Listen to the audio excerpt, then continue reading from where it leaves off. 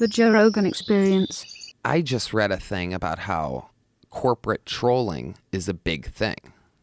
Like these corporations are buying in the ability to inform misinformation. There's a crazy article. I can't remember the statistic, but it's insane. 15% of posts on Reddit were from corporate trolls or something like that. What percent? 15%. I think that thing I read was higher. And I don't think shit, it was Reddit, man. but it's like holy shit. It's a thing, and which means it could have been a thing then.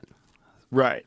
So, which is why, yeah, go ahead. Even the people that, like we were talking about the baby boomers not just being spoon-fed the news, even the people that think they're one level smarter are reading things that are easily bought by a multi-billion-dollar corporation. Something we wouldn't spend money on information, but why wouldn't they? What a wild thing to do, to hire someone to get a narrative out and to pretend you're a regular person arguing online, and it's totally legal. It's really deception. New study, at least 15% of all Reddit content is corporate trolls trying to manipulate public opinion. Now, is that fraud? What is that? It's not technically fraud. What is it, though? If you're pretending to be a person, should you have to sign a contract when you use a social media account? Like, this Nikki Haley lady, I think she wants everybody to expose their name and their ID whenever they post. But the problem with that is then that discourages like government whistleblowers and things along those lines. Like if someone has like some important information that they have to get out, and also foreign countries that'll kill people. You can't, if you have the rules apply to America, you're going to have those rules apply to other countries. What percentage of people that are on Twitter are from the rest of the world outside of America? It's got to be pretty high. So how are you going to enforce that? You're not going to be able to. But even if you did, like this idea that that's a good thing, like I see why they would say that, but you should at least have to somehow or another prove that you're an individual. I don't know how you would do that without giving up your information. But maybe you don't have to do it publicly, but there should be a way where we know you're not a troll. Like, fucking man, the only problem with that is like it's a trap. Because the way is like a digital ID, and you don't want to give up a digital ID. Right. You don't want to have like a thing that shows you everywhere you go online, because someone will be able to just do things with that. They'll be able to manipulate you from that into having something that's attached to something else, like whether it's a vaccine passport or a social credit score or centralized digital currency that's on that phone with that app with your unique ID. This is how we're going to stop bank fraud. You're going to have a unique ID. Nobody's going to be able to steal your money.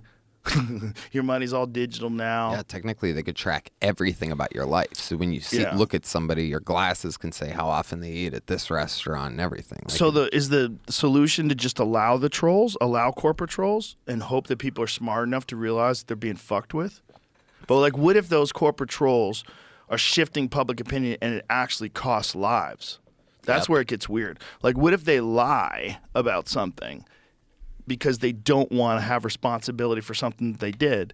So they obscure the truth with these corporate trolls, and it gets messy enough where people just argue it out and they slide through. And, when you think about the intentions behind who would they attack, what types of things would they try to manipulate, it's the things that would threaten them. Yeah. Need a little clarification on this.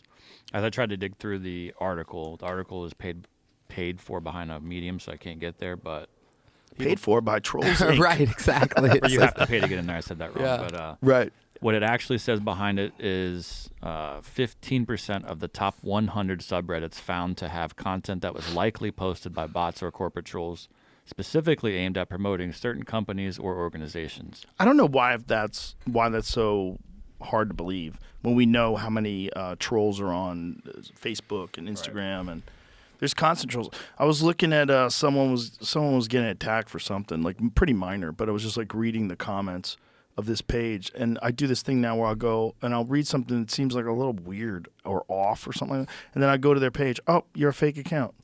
Like, this is a fake account. You have no posts. Right. You're restricted. No one can see it. You have no no followers. You have like 15 followers. Like, oh, okay, this is fake. You got a fake account. Yeah. How many of these are there? How many of these are there that are just constantly commenting on things and trying to stir up bullshit? Right. It's weird.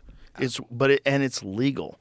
So if right now there's no law that prevents corporations from hiring people to pretend that they're a person or using AI to pretend they're a person to put a narrative out. If that's not illegal, like what is that?